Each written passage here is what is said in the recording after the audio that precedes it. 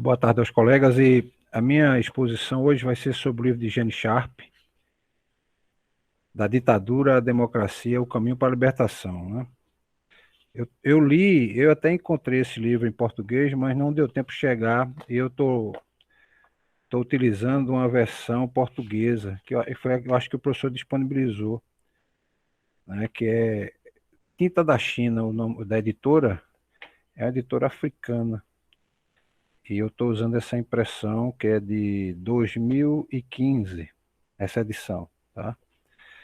Pode ser que se alguém tem o livro, a tradução seja um pouco diferente, né? Tanto que a tradução aqui é em português de Portugal, sabe? Mas deu para ler e eu vou começar a exposição do texto. Ele começa, professor, pelo menos essa edição, no prefácio, ele fazendo uma exposição, né, de como as pessoas, os povos podem evitar e destruir ditaduras. E ele disse que essa preocupação, ou seja, essa abordagem de como evitar e como destruir ditaduras, já vem no interesse dele, o Gene Sharp, há muitos anos. Né? E quem é o Gene Sharp? Eu fui pesquisar sobre o Gene Sharp. Ele já é falecido, faleceu em janeiro de 2018. Né? Ele era um professor de uma universidade americana, de Massachusetts, né, Dartmouth, e ele, pelo menos o que eu pesquisei na internet, coloca que ele tem um extenso trabalho sobre lutas não violentas. Né? E ele influenciou, pelo texto, né, e pelo que eu já li em alguns outros textos, várias ações de resistência antigovernamental ao redor do mundo. Tá? Uma das situações mais interessantes que eu vi, né, porque tem muita crítica a respeito dele, né, dizendo que ele poderia ser foi acusado, na verdade, né, de dizer que ele tinha ligações fortes com instituições governamentais norte-americanas, incluindo o CIA, o Pentágono, né? Ele era ligado ao Partido Republicano, tá? E ele também tinha ligação com corporações, né?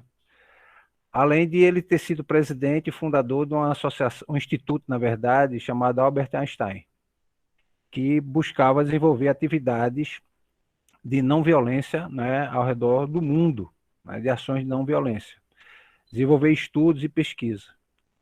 E um caso interessante que eu fui pesquisar, né, para saber quais influências que ele exerceu, né, e um dos textos que gera muita controvérsia é com relação à Primavera Árabe, né, em 2011, quando toda aquela área ali começou no Egito, né, e depois passou para a Líbia e países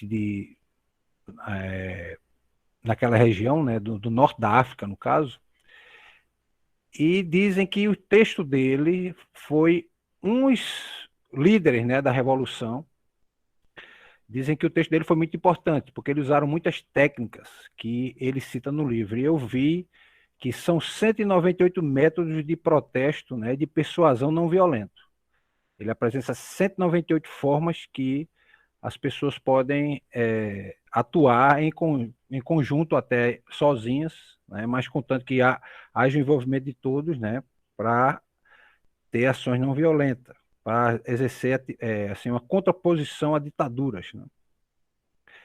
E ele começa dizendo o seguinte, que ele teve a oportunidade de vivenciar várias ações no mundo e de conhecer pessoas, né, que sobreviveram, por exemplo, a campo de concentração, sobreviveram a regime fascista, pessoas que ele conheceu que estavam sobre estados de terror, né, que ele chega a dar a entender que é um estado terrorista, né?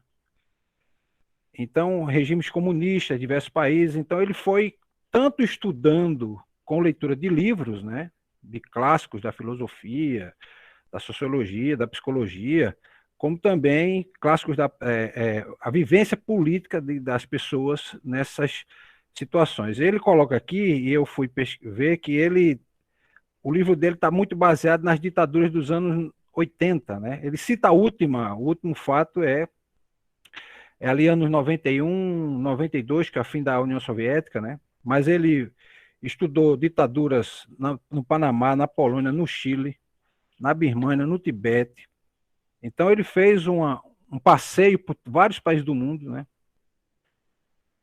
E, e ele também diz que foi para lugares onde havia, né, esses combates. Ele também esteve em locais de guerra, né? Ou seja, de guerra no sentido de que forças democráticas estavam lutando para derrubar ditaduras. Então estava havendo uma guerra, vamos dizer, uma guerra civil, né? Então ele diz que por vivenciar essa experiência, né, nasceu nele uma esperança de pesquisar e desenvolver estudos para impedir a tirania, combater ditaduras, né, de forma bem sucedida e diminuir muito os massacres que ele observa ao longo do texto. Ele vai falando a respeito dos massacres que acontecem e os cuidados que tem que ter, né, com as ditaduras, porque mesmo negociando, os ditadores eles blefam, né, eles prometem que vão fazer um acordo de paz e não fazem, né? E ele diz que buscou fazer isso, tá, com o objetivo de destruir ditaduras e impedir que elas pudessem se reconstruir, né? Eu, lendo esse texto, eu me lembrei de uma aula de filosofia. A gente estava estudando sobre Aristóteles, logo no começo do curso, né? E o professor fala uma coisa que me chamou a atenção, que Aristóteles, tanto Aristóteles como Platão, né? A conclusão que a gente chega é o seguinte, que tem povos que eles não querem viver na democracia, né?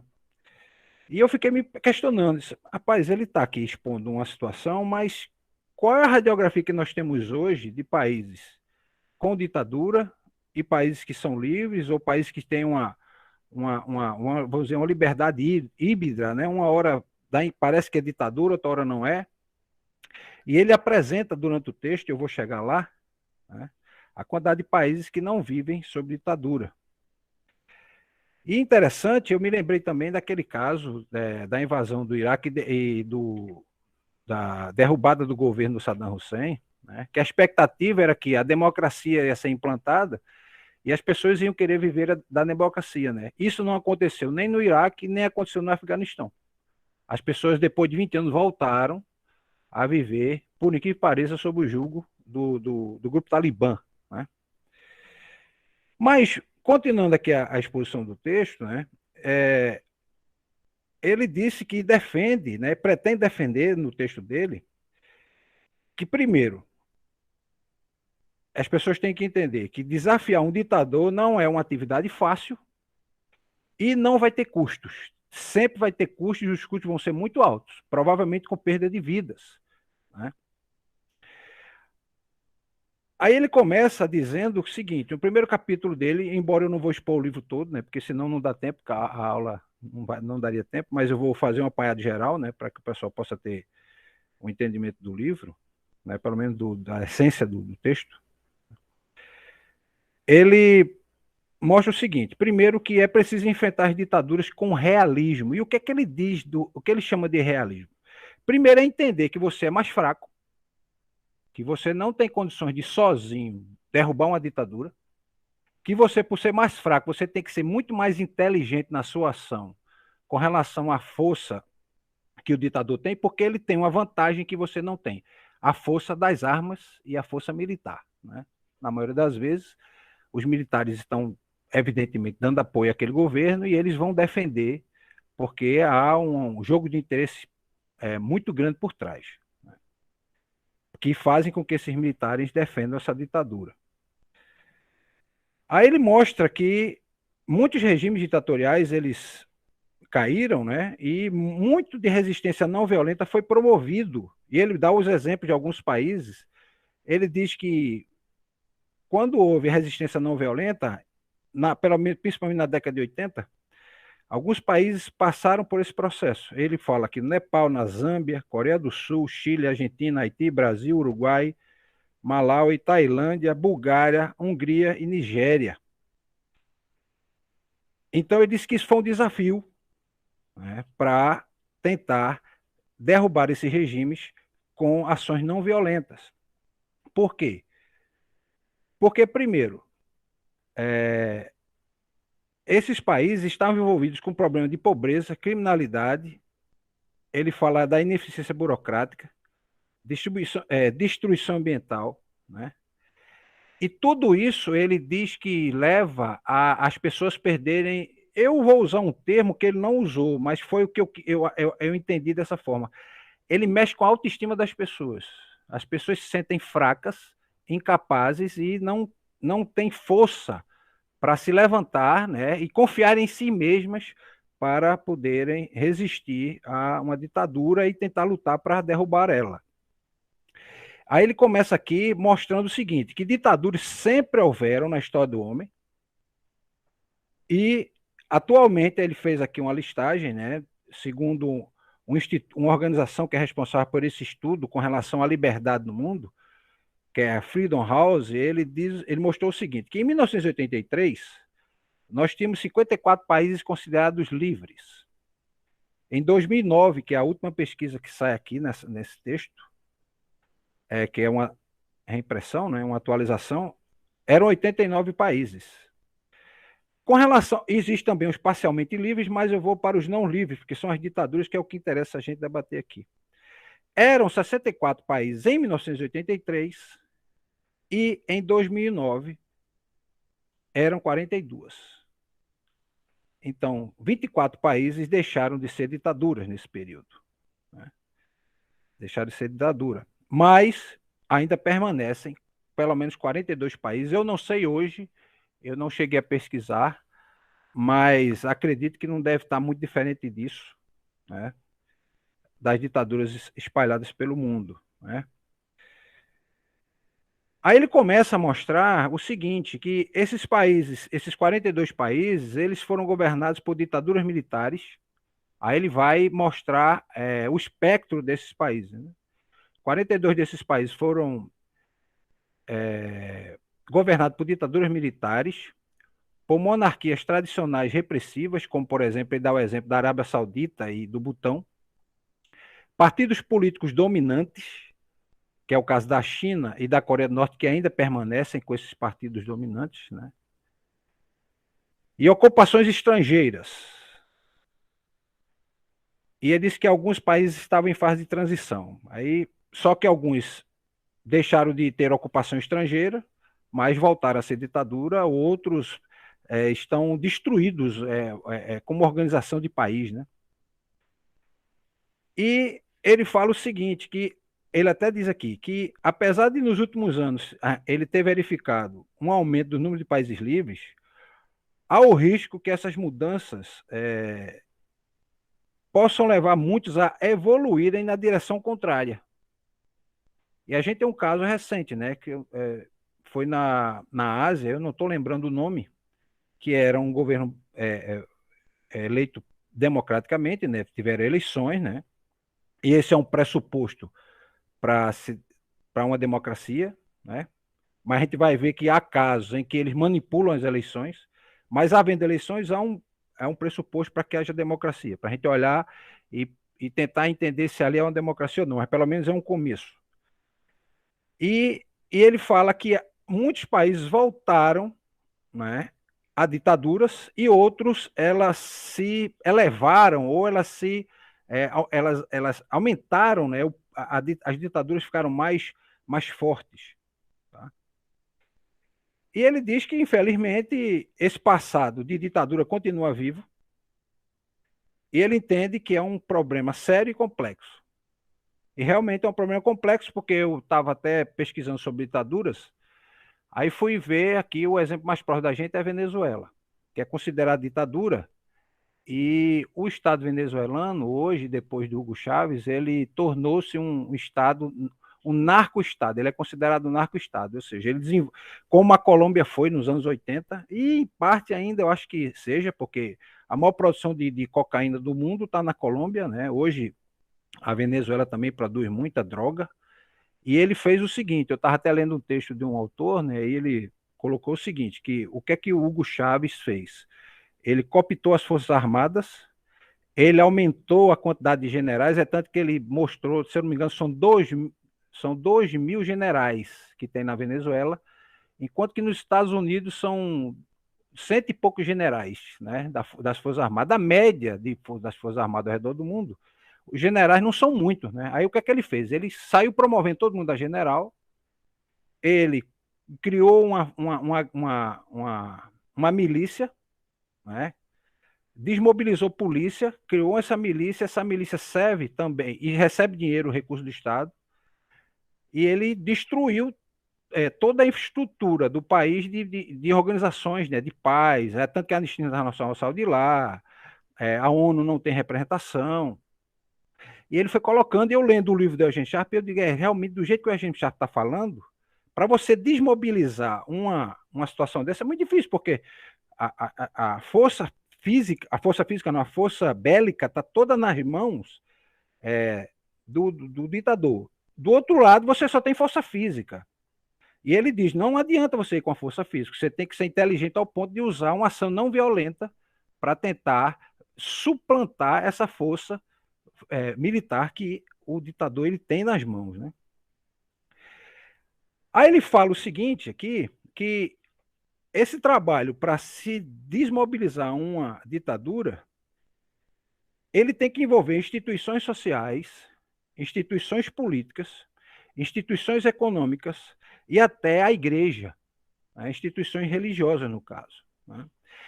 Por quê? Porque se você conseguir reorganizar esses grupos, você vai ter condições, com ações não violentas, de poder mobilizar o máximo de pessoas possíveis para ajudar na derrubada dessas ditaduras. Porque ele diz que todo ditador ele vai nas instituições e vai cooptando essas instituições, né, para desmobilizar a população.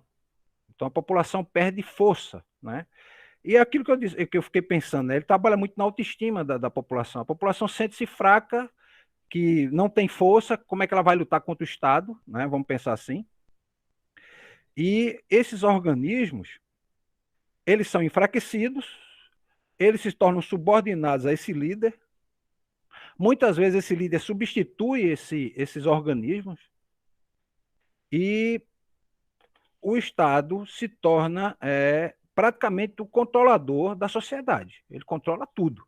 E aí vai de judiciário, né, que a gente fala das forças políticas, né, questão das empresas, né, dos empresários, questão de organizações não governamentais e até religiosas.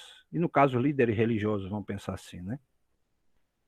Aí ele diz que o resultado é totalmente previsível na ditadura, que é a população tornar-se muito fraca, perder a confiança em si mesma, né? E ela, a partir daí, não consegue oferecer mais resistência. E uma outra coisa que ele mostra é que o terror, né, vamos pensar assim, né, terrorismo de Estado, o terror se implanta da seguinte forma: a força do Estado é tanta numa ditadura que as pessoas, além de estarem fracas, né, na sua confiança própria, elas ficam aterrorizadas e assustadas com o ódio que as ditaduras fazem e desenvolvem sobre o seu povo, né, sobre a sua população. E ele fala o seguinte, que as ditaduras hoje, elas são piores do que as do passado. E eu até entendo por quê, né? Com o desenvolvimento de informação, hoje, com internet, com câmera de vigilância, o Estado, é tanto que na China, por exemplo, eles já implantaram alguns milhões de câmeras que elas reconhecem a pessoa facialmente. E ele tem um banco de dados, e esse banco de dados está atrelado a todas as decisões que essa pessoa faz, de compra, né, se ela consome, que tipo de bens ela gosta de consumir, que tipo de religião ela tem. Ele tem câmeras até dentro das igrejas, né, para que se as pessoas entram ali, eles poderem mapear quem faz parte daquela comunidade eclesiástica. Então, eles tem esse controle, né? Por isso que ele diz aqui que as condições prevalecentes nas ditaduras atuais podem ser muito piores do que no passado. E aí que vem o grande problema e também a solução. O grande problema é o seguinte, e solução ao mesmo tempo, é vencer o medo, que a população tem que vencer o medo, vencer esses atos de obediência que ele diz que são atos de obediência quando você olha para a situação e diz, olha, eu sozinho, ou eu e minha família não conseguimos fazer nada para mudar essa situação, é melhor a gente se acostumar com isso e vamos viver a vida, né? Vamos viver nossa vida. E não ter nenhuma possibilidade de vislumbrar uma solução para destruir a ditadura. Ele diz, isso é um problema e ao mesmo tempo é solução, porque você vai ter que elevar a autoestima das pessoas, mudar esse hábito de obediência para desobediência, entre aspas, eu vou usar assim, porque ele fala que as ações que você vai tomar, você, naquele momento que você vai tomar, não parece uma desobediência, é apenas um protesto. Né? Diferente de você chegar a ser uma desobediência. Vou ver se eu consigo dar um exemplo prático. Você tem lá 10 horas no estado de sítio, você não pode mais sair na rua. Aí você resolve se juntar com o grupo e vai para a rua com coquetel molotov para queimar carro da polícia. Então, você está, na verdade, criando um ato de desobediência. Do outro lado é você, durante o dia, tá lá, todo mundo numa praça, e de repente todo mundo tira a roupa e todo mundo fica calado lá, com uma ação não violenta para chamar a atenção. Por que essas pessoas fizeram isso? Né? Então, você descumpriu uma lei, né? Porque você não pode estar sem roupa na rua, mas ela não é uma ação violenta. Você não está atingindo ninguém, você não está destruindo o patrimônio público, né? Ou agredindo o Estado de forma direta, vamos pensar assim. E ele diz que essas soluções, que muitas vezes podem parecer óbvias, às vezes podem demonstrar que são inúteis. Eu vou dar um exemplo aqui. Por exemplo, né, no caso dos métodos que ele coloca, os primeiros métodos, ele diz aqui, ó, declarações formais. Por exemplo, numa ditadura, se você vai para uma praça e faz um discurso, é você sozinho fazendo discurso, na expectativa que alguém venha ouvir o seu discurso. Pode ser que alguém pare, pode ser que alguém não pare. Numa ditadura, provavelmente poucas pessoas pararão para lhe ouvir. Mas parece óbvio que é inútil isso, né? Você chegar e ficar discursando e provavelmente em poucos minutos a polícia do Estado, aquela polícia de Estado, né, que não é polícia de governo, polícia de Estado, vai lá e prende você. Outra coisa que ele fala aqui, cartas de oposição, né? Declarações de organizações ou instituições, declarações públicas assinadas. Parecem ser inúteis, mas na ótica dele é o primeiro passo para você começar a tentar mobilizar as mentes e os corações daquelas pessoas que estão enfraquecidas na sua autoestima, daquelas pessoas que acham que não é possível ter saída. Então, você começa a mobilizar as pessoas. É o primeiro processo. Ele diz aqui que realmente é difícil, no começo, surtir efeito, porque, primeiro, a situação que as pessoas vivem é de crueldade, as pessoas vivem num ambiente de tortura, as pessoas vivem num ambiente de desaparecimento, né? As polícias prendem e somem com as pessoas.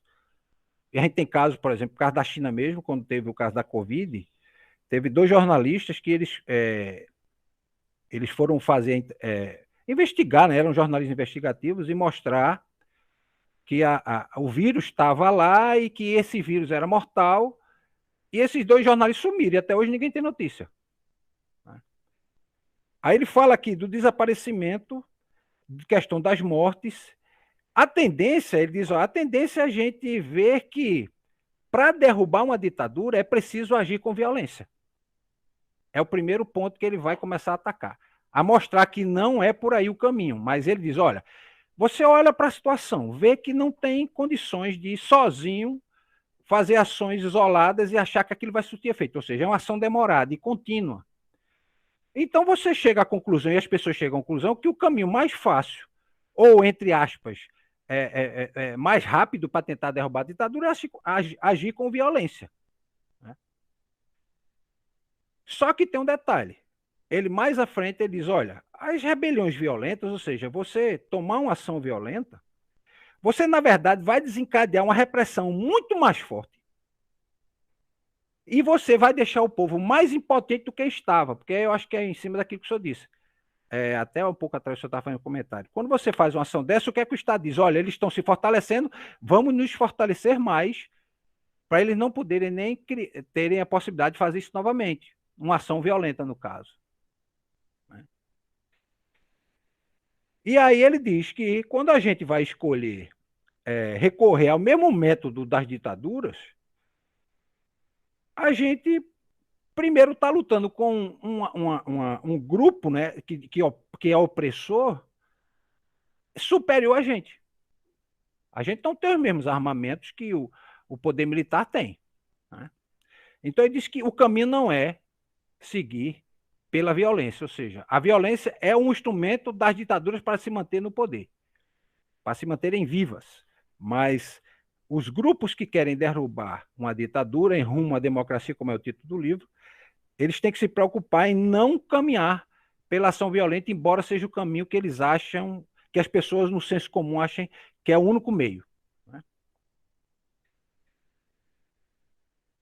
Aí ele faz uma outra colocação, que diz também que, no caso, como a violência não é o caminho, então ações de guerrilha também não são o instrumento correto para, para destruir a ditadura ou derrubar ditaduras.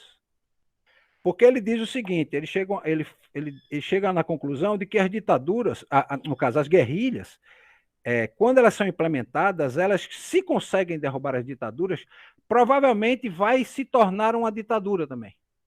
Ou seja, é uma troca de uma ditadura por outra. Porque se a guerrilha alcançar êxito, o que é que vai acontecer? E aí eu entendi, né? Ele diz, olha, esse novo regime, ele vai ter um caráter mais ditatorial do que o outro. Por quê? Porque vai ter o efeito centralizador. O que é o efeito centralizador? Eu sou um líder guerrilheiro, eu sou um líder de guerrilha. Evidentemente que eu estou ali, dando a vida, lutando todo dia contra a morte. Quando eu consigo vencer aquele ditador e ele foge, eu que sou líder de guerrilha, eu é que sou a pessoa natural, entre aspas, vamos pensar assim, que todos vão recorrer. O que é que nós vamos fazer agora?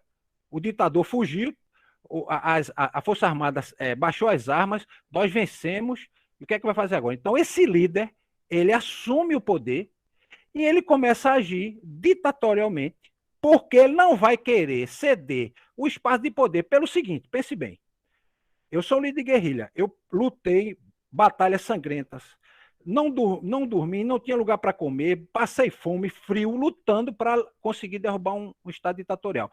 Quando eu consigo, o que é que eu vou pensar?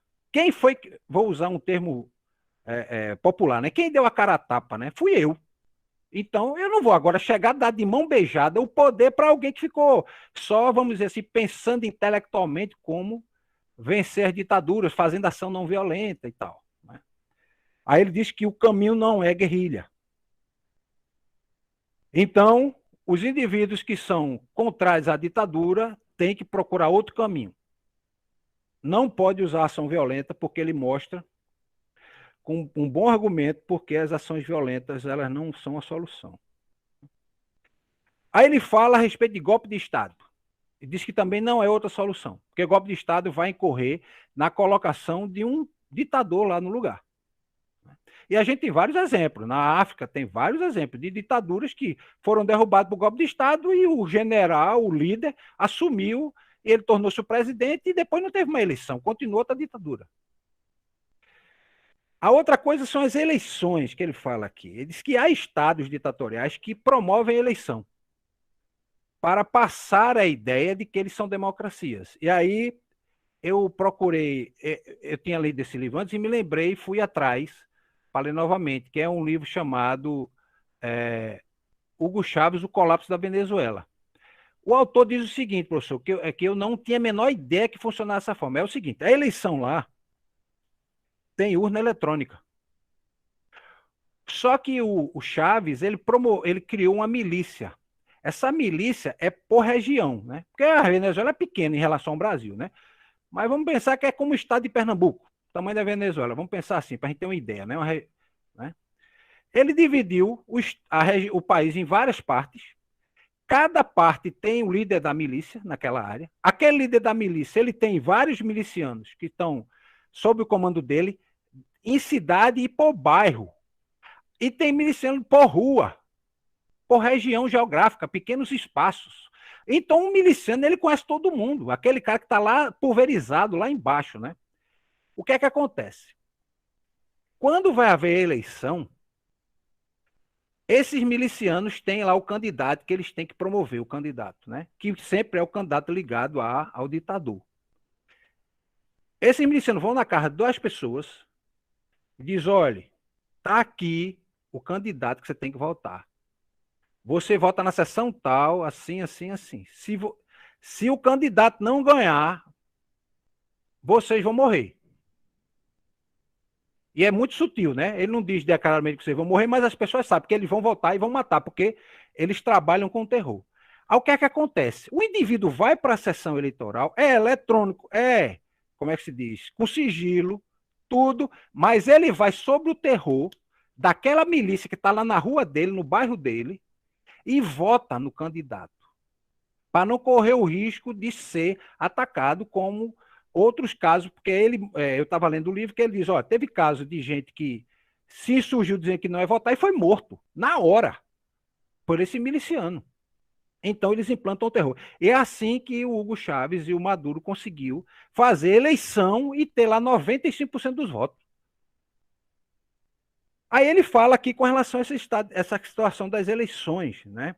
Que é mais ou menos isso. Ele diz: olha, as eleições, na verdade, não são eleições, são simulacros de eleições, a fim de parecer democrático. Né? Então ele vai fazer o ato eleitoral, vai ter lá a campanha, vai ter os candidatos, vai ter oposição, vai ter a situação. Mas aquilo ali não passa de um plebiscito controlado para garantir a reeleição daquele grupo que está no poder, né? Porque ele vai conseguir manipular a opinião pública, manipular candidatos, no caso, coloca os candidatos que tem que ganhar e diz, ó, eu quero que ganhe fulano. E o fulano ganha, em função de toda essa artimanha, né, que a ditadura impõe.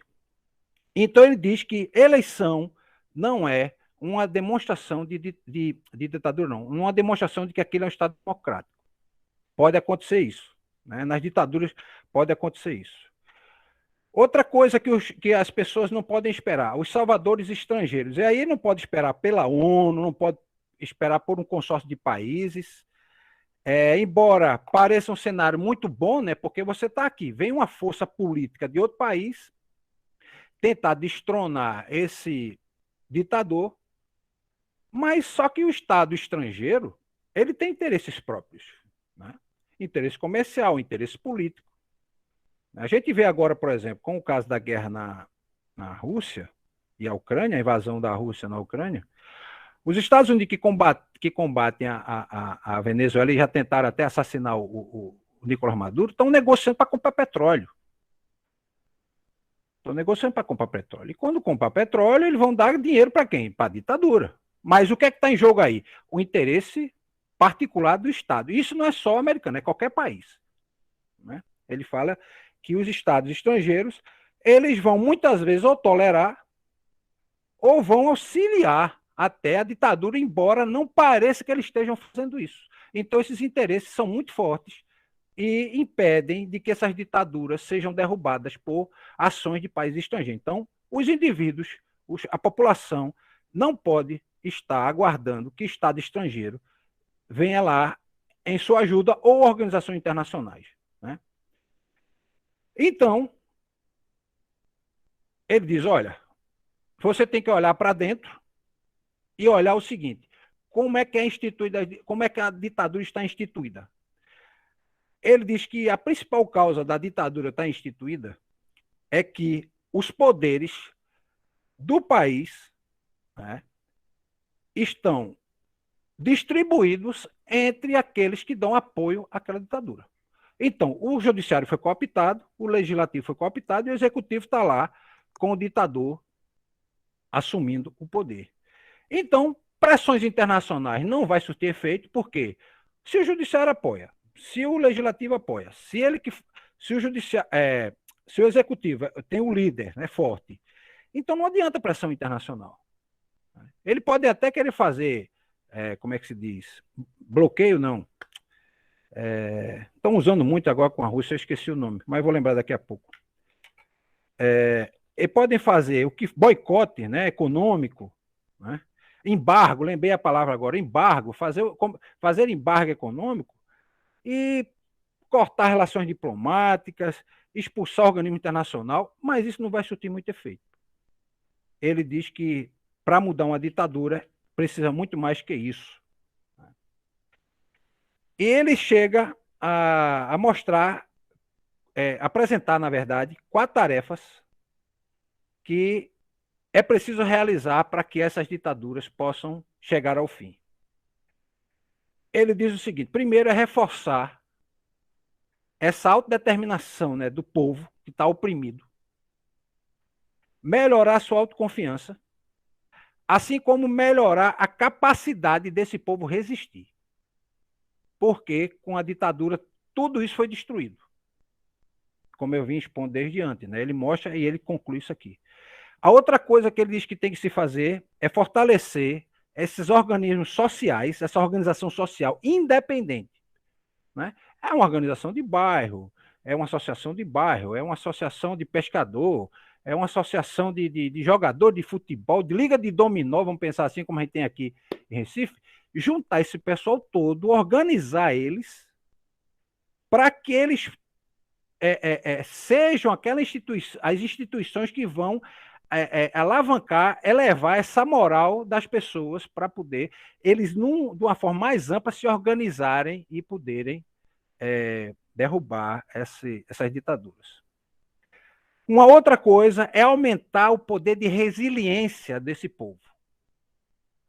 Né? E o poder de resiliência reside no seguinte: o povo conseguir resistir sabendo que vai haver morte, vai haver prisão, vai haver tortura, vai haver desaparecimento de pessoas, mas eles não desistam.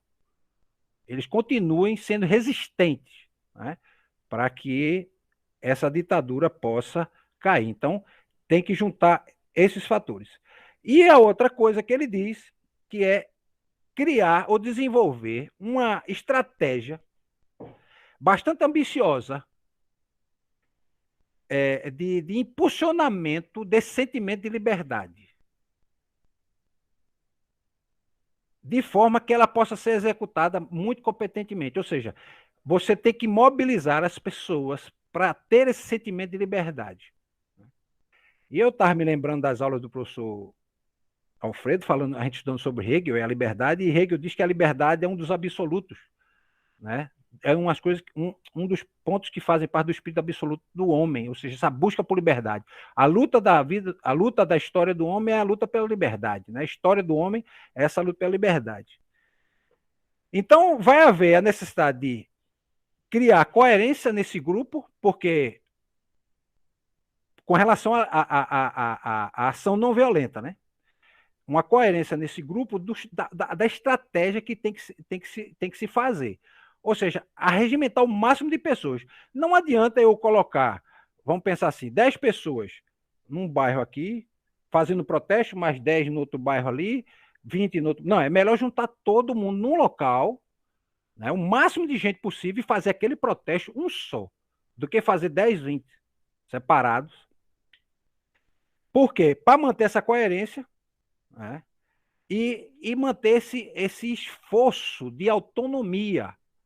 Né? Dizer, olha, depois que a gente conseguir fazer os primeiros aqui, a gente pode ter autonomia para ter condições de fazer outros em outras áreas. E até que esse movimento se multiplique. Né?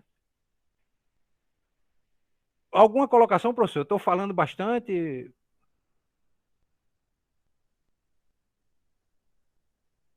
Alguma dúvida de algum colega? Porque o assunto é muito interessante, entendeu? E então, o seu microfone está fechado, professor.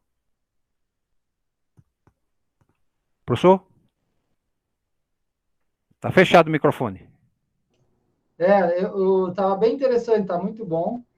Só se alguém tem alguma questão, tocou em questões polêmicas também, que a gente tem que conversar um pouco mais, que é principalmente o caso da Venezuela e de Cuba, que é bem complexo e bem cheio de visões, né, pólemos, né, de guerra de visões, de narrativas, né.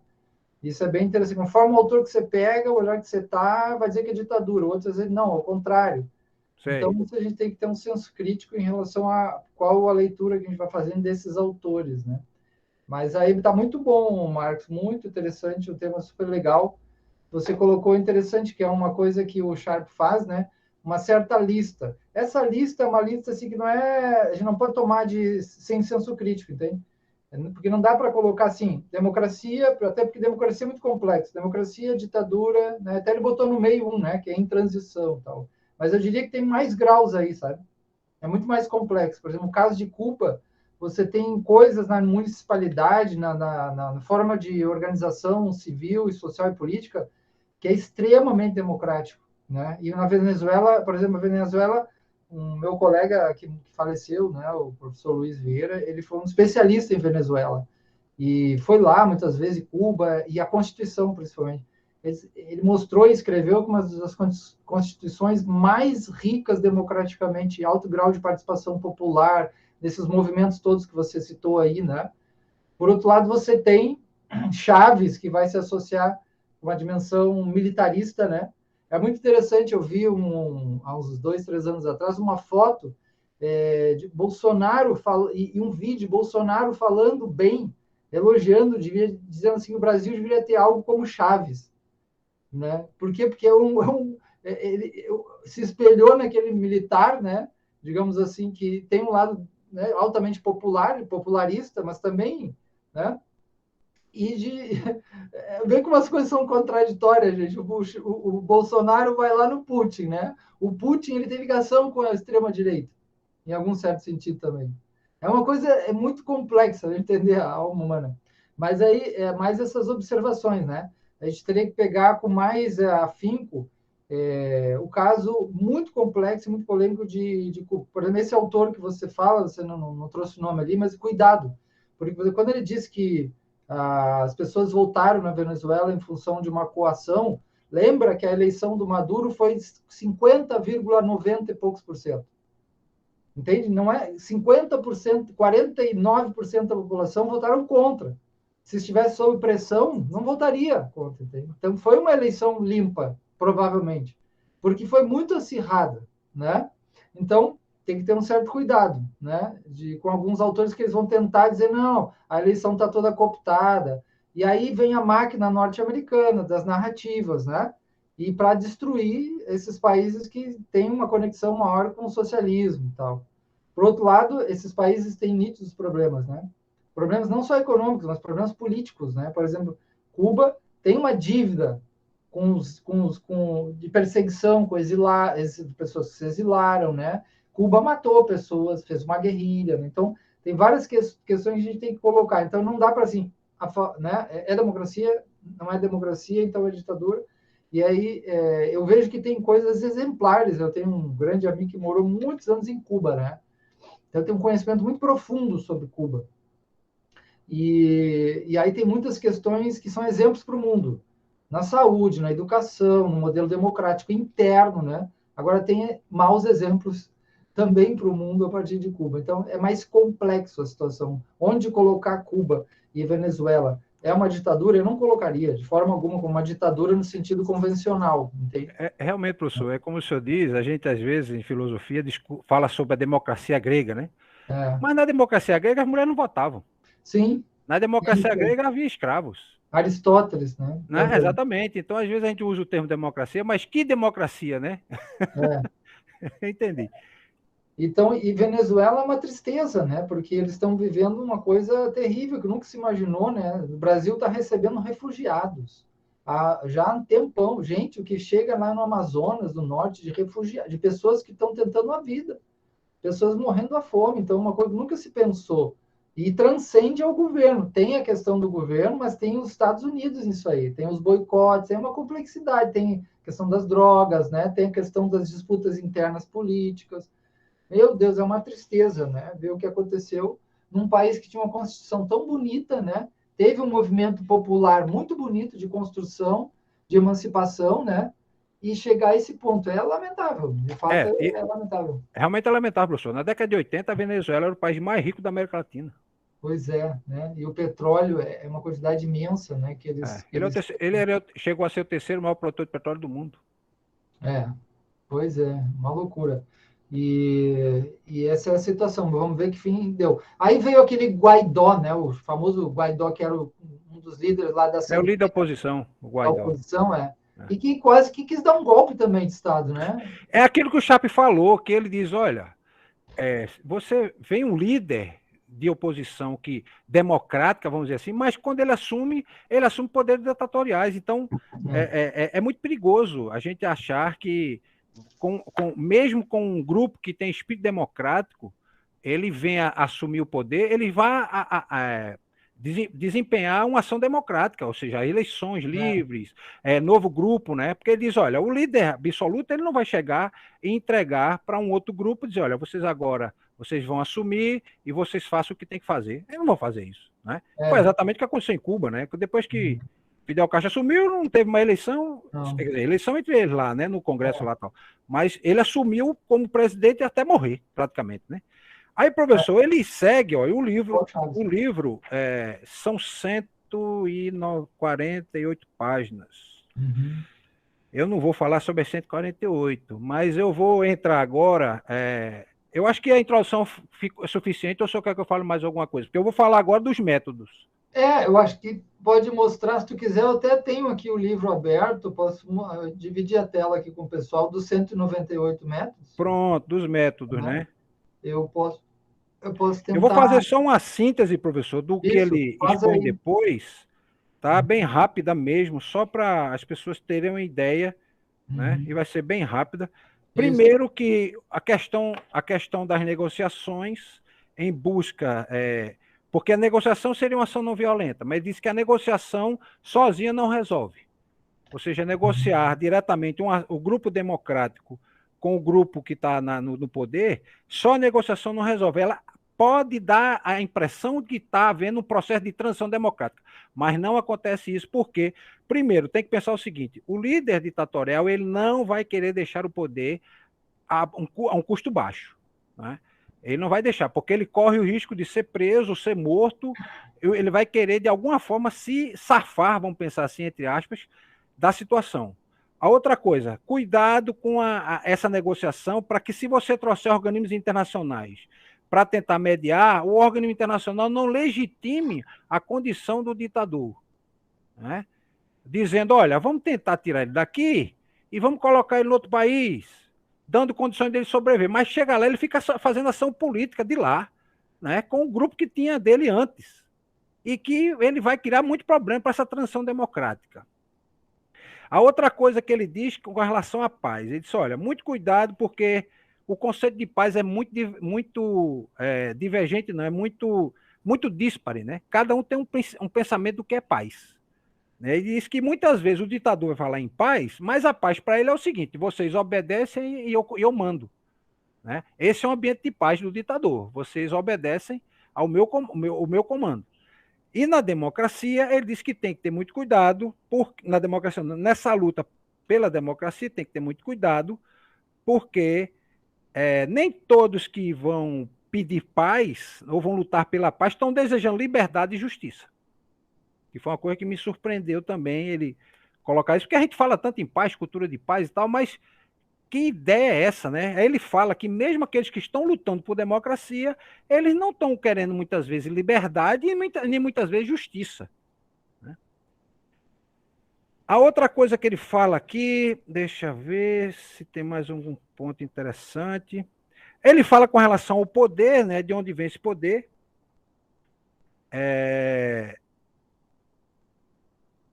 Que ele diz o seguinte, que o grupo que que luta na esperança de derrubar uma democracia, eles têm que ter consciência que eles vão ter que agir com poder para manter a democracia. E eu entendo porque eu fiquei pensando, mas peraí, por que ele agir com poder? Eu entendi.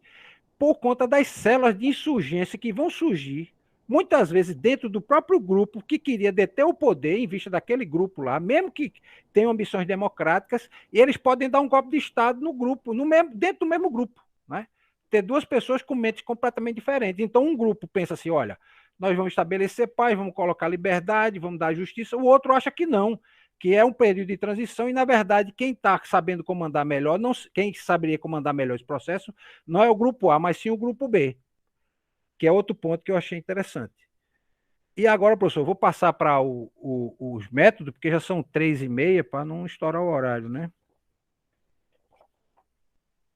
O senhor vai dividir a tela? Ficou sem som novamente o senhor, viu? Pelo menos não estou lhe ouvindo.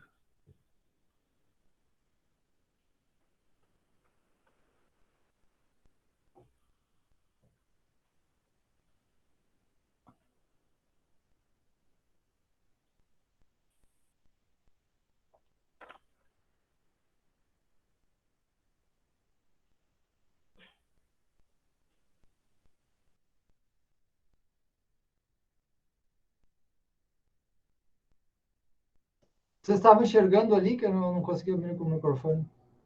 Professor, eu estou ouvindo. Eu vi a tela, ela sumiu. Agora eu ia até lhe falar que eu não estava lhe ouvindo.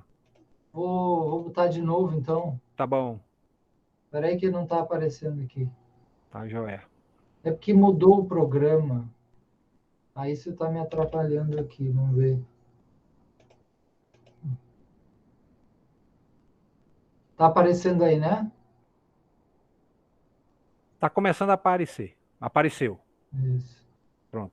Ao todo são 198 métodos, né? E ele subdivide, né? Cada grupo, né? Com uma média de 5, entre 5 e 10 ações que você pode tomar, né? Em várias áreas. Uma é na ação política, uma na ação social, outra na econômica, tá? E a outra é exatamente ação política, social e. Cadê? Método de intervenção não violento. Pronto, exatamente. Agora, me organizei agora o meu pensamento. Método de ação não violenta, método de ação política, econômica e método de ação social. Né? Então, ele vai mostrar agora os métodos, esses primeiros agora, até o número. Cadê? 54 são métodos de ações, embora todos são métodos de ações não violentas, mas ele subdividiu, né? A esses métodos de protesto, ele vai de 1 até 54. E tem de coisas simples, né, como virar as costas, ficar em silêncio, né, abandonar recinto. Aí eu lembrei a semana passada que o embaixador, embaixador, né, o chanceler, no caso da Rússia, foi dar um discurso na ONU e os embaixadores, todo mundo saiu, né? Uma grande parte dos embaixadores saíram. Então, sair do recinto, né? Até o que ele chama aqui, que eu achei interessante, né? Que é a questão aqui, ó.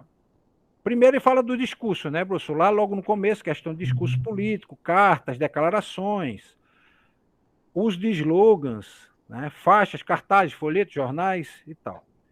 Agora o que eu achei interessante foi isso aqui. Que ele fala com relação à homenagem aos mortos. E evidentemente que é os mortos que estavam na luta, né, por democracia. É o número 43, professor. É o 43.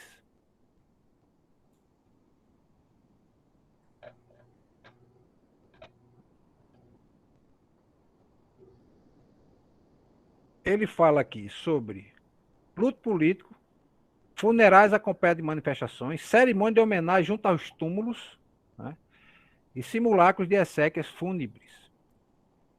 E eu achei interessante pelo seguinte, porque eu pensando, né, quando comecei a ler o livro, né, que ações não violentas eu pelo menos já tenho consciência de alguma coisa, né, que era discurso, ficar em silêncio, marcha, né, as pessoas caminharem. Mas eu não imaginava que essa parte dos mortos, eles é um momento também de se aproveitar para fazer um ato, né, não violento. Esse é um dos pontos bem, até fortes, vocês verem que Exatamente, é muito forte, né? Porque você. Pois da não. Ucrânia, né? Que é um momento de muita emoção. Agora tem um simulacro, tem um que é simulacro, né? É o simulacro, na verdade, é cerimônia fúnebre. Um simulacro no sentido que você pode botar lá um presidente, um ditador. Exatamente. Ele faz um sepultamento, como é que diz assim? Oh, meu Deus, fugiu a palavra Simulacro. agora. É simulacro mesmo. É simulacro, mas é uma manifestação, um enterro simbólico, era esse nome que eu queria lembrar. Um enterro simbólico, né? Então, foi um sepultamento simbólico, né, daquela autoridade política, tá? E ele vai colocando, professor, aí vai aumentando a gradação ao ponto que ele chega nas assembleias, que era quando eu pensava que o objetivo inicial era as assembleias, mas pelo que eu vejo, ele vai fazendo gradativamente. Há uma lógica até nessas colocações, nessa sequência que ele coloca, né? Ele diz, olha, assembleia de protesto, reunião de protesto, reuniões, ou seja, a gente pensa que a primeira coisa é fazer uma reunião, juntar todo mundo na rua. E ele coloca como primeiro ato, na verdade, os discursos. As pessoas sozinhas, porque você não vai conseguir regimentar pessoas no começo. Por isso que eu entendo que essa sequência, ela é gradativa. Lógico, você pode alternar uma ou outra, mas ela tem uma lógica, entendeu? Pelo menos na minha ótica. Se eu estiver enganado, o senhor me corrija. Uhum. E aí ele vai apresentando, né, essa sequência. Tem atos públicos com relação à parte cultural, né, usando peça de teatro, música, cânticos, criar canções, né? Ou seja, são várias atividades que são desenvolvidas. Atividade esportiva, ele chega ao ponto de dizer que parem-se campeonatos, né, de esportivos como forma de protesto, tá? Ou seja, ele tenta, de uma forma ou de outra, tentar abraçar o máximo possível de pessoas envolvidas para que se envolvam nessa luta, né? Sim. Aí, quando ele chega na número 64, é que ele fala da desobediência social, que eu entendo que deve ser a desobediência civil, né? Uhum. E então, ele vai gradativamente mostrando práticas e métodos que as pessoas e os grupos podem usar com o objetivo de derrubar as ditaduras. Embora é aquilo que ele diz lá no texto. Não é fácil, é muito complexo, mas pode demorar 10 anos, como aconteceu na. Ele dá um exemplo da Rússia, se não me engano. Não, da Tchecoslováquia. Aliás, da Polônia. Foram 10 anos de luta. Embora tem casos, como, por exemplo, a Filipinas do presidente Fernando Marcos, parece que um mês, eles conseguiram é, é, é, derrubar a ditadura nas Filipinas. Né? E aí depois vem os métodos de cooperação, não cooperação econômica. Boicote de consumo a certos bens. Né? Aí ele vai afetar a questão, aí vai surgir a pressão pelo lado dos empresários, né? Pelo lado dos produtores. Então, a influência política vai se dar dessa forma. Você não consome aquele bem e aquele produto, e aquele empresário, aquele produtor, ele vai fazer pressão política, porque está dizendo, olha, você está fazendo algo que está começando a me prejudicar. Eu dou apoio a você e você já está me prejudicando. Então, ele tenta criar uma divisão interna, né? Nos grupos que dão suporte e apoio ao poder político, né, daquele país. Tá? Ele fala recusa de boicota trabalho, no caso, fazer greves, né? Boicote a fornecedores, o boicote, bloqueios, aí ele fala lockout, né? Fazer bloqueio. Aí, no caso, o lockout é quando o empregador, a empresa que faz o ato de encerrar as atividades da empresa. Né? O lockout, por exemplo, na Constituição brasileira, na lei brasileira, é proibido fazer lockout. Né? A greve ela é autorizada até pela Constituição, mas o lockout não. Ele fala aqui com relação à questão financeira.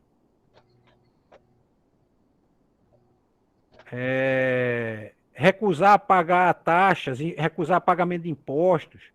ou seja, retirar, né, a receita do Estado.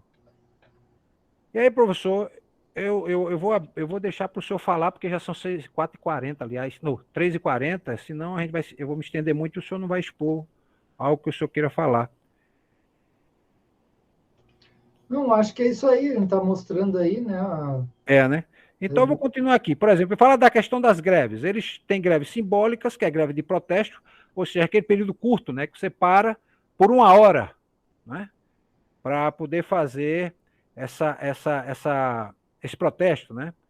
Paralisação relâmpago, greve de trabalhadores agrícolas, ou seja, diminuir produção de comida, né? Vai faltar comida para as pessoas. Aí vem greve de grupos especiais, greve de indústrias, e aí, no caso, as empresas fazem lockout de forma assim, grupos, né? Por exemplo, produtores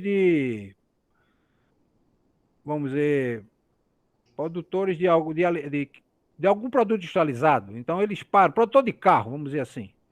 E todo mundo para de produzir. Aquele grupo, ele para de produzir aquele produto, né? Peças para automóveis, por exemplo, né? E por aí vai. Aí ele fala de várias greves, depois ele parte para método de cooperação, não cooperação política. Ele chega aqui a usar o termo rejeição à autoridade. Então, começar a retirar apoio público, ou seja, declarar que estão tirando apoio público, algumas organizações, né? Começar a desenvolver, embora eu achava que ele devia colocar isso na área de cultura, que é literatura e discurso a favor da resistência. Mas ele colocou aqui. Aí vem as outras coisas, que é boicote a eleições, boicote a empregos, outros métodos políticos, boicote a aplicação de leis, remoção de placas e sinais, que eu achei isso interessante. Remoção de placas e sinais. Isso está no... Desculpa, professor, que eu não falei o número, mas isso está no... Eu estou no 130. Estou no 130. Depois vem alternativas à obediência ao dispor do cidadão, né? Ele diz aqui, não obediência na ausência da supervisão direta. Ou seja, desobedecer ordens, né? Isso seja dentro das empresas e seja fora. Desobedecer, né? Aqui não obediência popular, desobediência disfarçada. Ou seja, o indivíduo, olha, você vai cumprir isso aqui? Não, vamos cumprir. Quando a autoridade policial ou autoridade política sai, eles voltam a fazer. Entendeu? Ações de funcionários estatais, e aí vem, né? Ação de cooperação judicial, de burocratas, obstrução de trabalho, motim.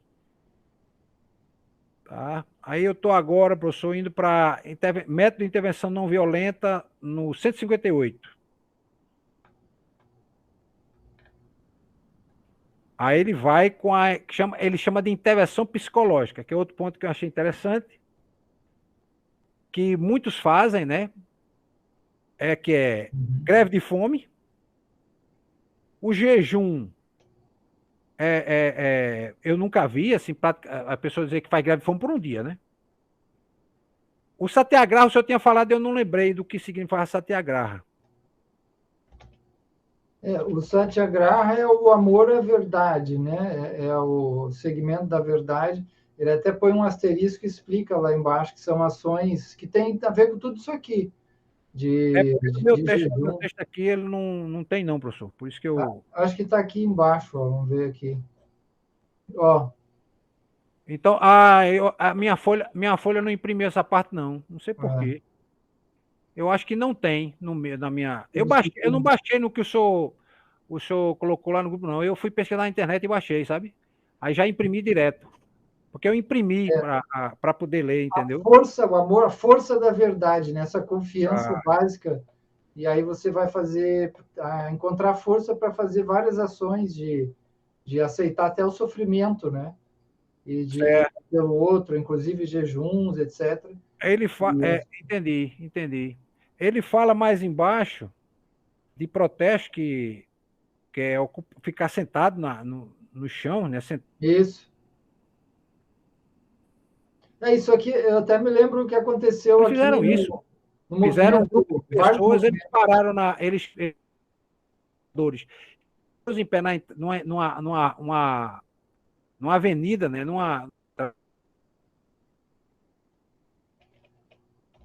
Alô?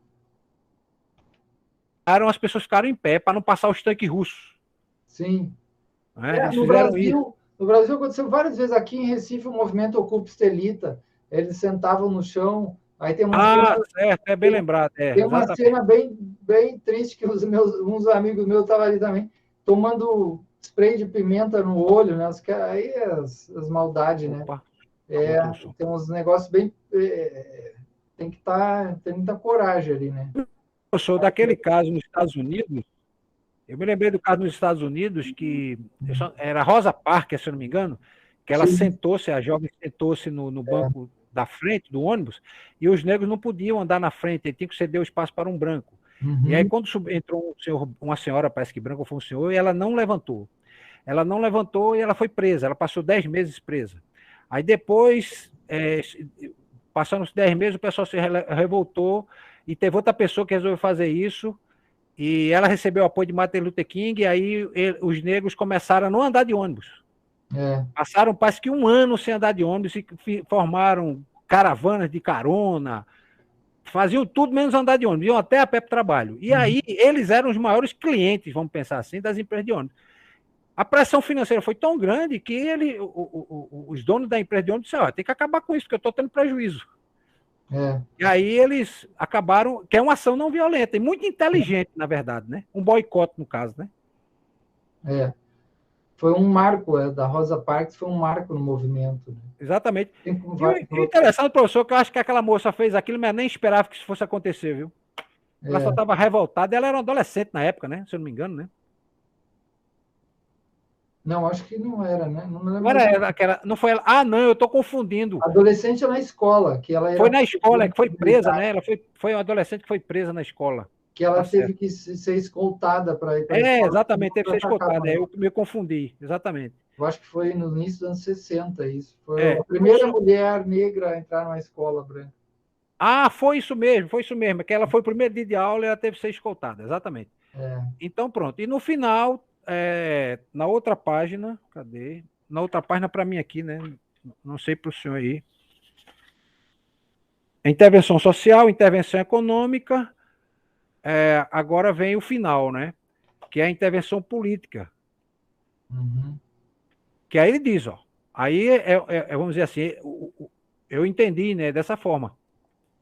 A organização social, o tecido de organização social está tão bem traçado e bem tramado que ele consegue já fazer isso aqui, desobediência civil. Está aí no 196, ou seja, já não obedecem leis, né? Eles já começam a ter uma soberania paralela, um governo paralelo, né? Uma soberania dupla, aliás, um governo paralelo, ou seja, é mais ou menos aqui que o Guaidó tentou fazer na Venezuela, né? Divulgação de identidade de agentes secretos, que vão estar provavelmente infiltrados, como tem o caso dos milicianos na Venezuela, que eu tinha falado, então, desses agentes secretos. Né? Então, basicamente, é isso, professor. Eu espero ter atingido a expectativa, né, que o senhor tinha a respeito de expor esse tema. É muito assunto, né, para expor numa aula, mas eu tentei ao máximo condensar para expor e atingir o objetivo.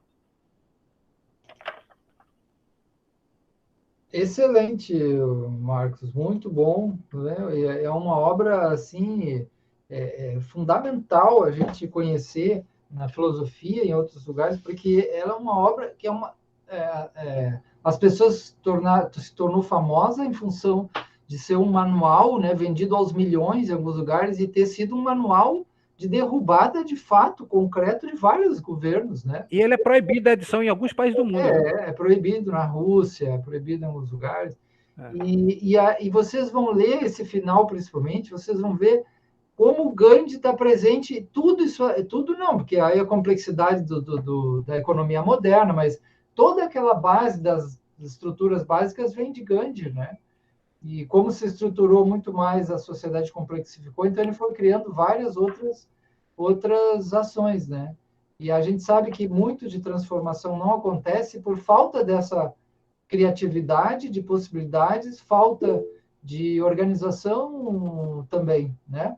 E é um dos pontos fundamentais. Eu fico pensando como é que a gente pode utilizar isso também no Brasil.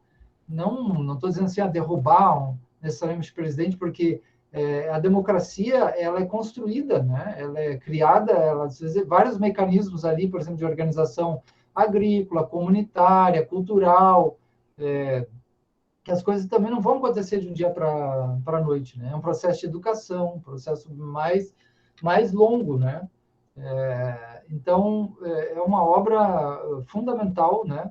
Assistam aquele filme que eu passei ali no link, e vocês vão ver das acusações, né, que ele sofreu, o Sharp, dizendo que era agente da CIA, não sei o que diziam, né, alguns, É, mas é uma obra brilhante, de fato, muito importante, e que se espera, obviamente, que seja usada, né, de uma forma boa, né, para o bem, para a democracia, para os valores, né, da sociedade mais participativo, né. Várias dessas ações aí, quando eu militava mais diretamente no Rio Grande do Sul, algumas a gente fazia, né, e porque às vezes você não tem uma ditadura, né, declarada, como no Brasil, né, a gente teve ditadura militar, né, mas você tem muitas ações governamentais, muitas que são antidemocráticas, né? Por exemplo, esse nosso governo atual, ele várias vezes ele incitou a população, como Trump, né, a instaurar uma ditadura, ameaçou o Congresso, ameaçou a STJ. Não sei se você sabe, mas em número, quantos militares participam do governo federal hoje? Não os empregados, não os funcionários, não os exércitos. Quantos militares só nos escalões? São 10 mil, gente. Nunca isso aconteceu. 10 mil, só na época da ditadura, enfim, mas 10 mil militares, né? E a maioria, a grande maioria deles, sem conhecimento nenhum das áreas onde eles entraram. Né? Tem exemplos de pessoas na área de educação, quando os militares chegaram para trabalhar no órgão, eles não sabiam o que era, porque funcionava a CAPES, por exemplo. Eles não sabiam para que era a CAPES. Para vocês terem ideia do nível, né, que o Brasil chegou de penetração militar, né, dentro da associação militar com o Bolsonaro. Né? Então a gente tem um namoro intenso com ditadura aqui, militar, né? Um namoro muito grande. E ameaças que nunca tiveram antes, ameaças dos próprios generais, dos Vilas Boas, outros que saíram entrar, ameaças à esquerda, ameaças a isso. Então a gente também tem que abrir o olho, porque a gente está, né, a gente tem possibilidade do Brasil, né, de piorar a situação de perda de democracia, porque democracia não é, como o Marcos falou, não é votar. Votar é um dos fatores importantes. Então, se naquele país, né, se na Venezuela, se no Brasil, se tem eleição, isso é um fator muito importante. Mas ele não é o único, então pode haver manipulação e tal, né? Mas considerando que a eleição, isso é um fator bom, né? Mas aí tem vários outros, né? Essa associação com o poder, qual o grau de voz das pessoas, de perseguição, né? De perseguição política. Então, por exemplo, no Brasil, a gente também teve vários tipos de perseguição aos professores, a indígenas, a lideranças. Né? A que grau de ameaça tem, isso tudo a gente tem que. É bem complexo olhar, né? Mas é muito inspirador, eu acho, né? Muito inspirador essa obra do Sharp. E ela ajudou a derrubar o governo mais autoritário, né? Mesmo que tinha sido eleito, ok? Mas na Ucrânia, né? Em 2014. Mas em outros lugares, Egito, a Primavera Árabe, em vários lugares, né? E umas tentativas não conseguiu. Então, para ver que importância que a não violência ela está atuando no mundo, né? Ela está atuando, né? Apesar dos pesares. Digam aí, pessoal.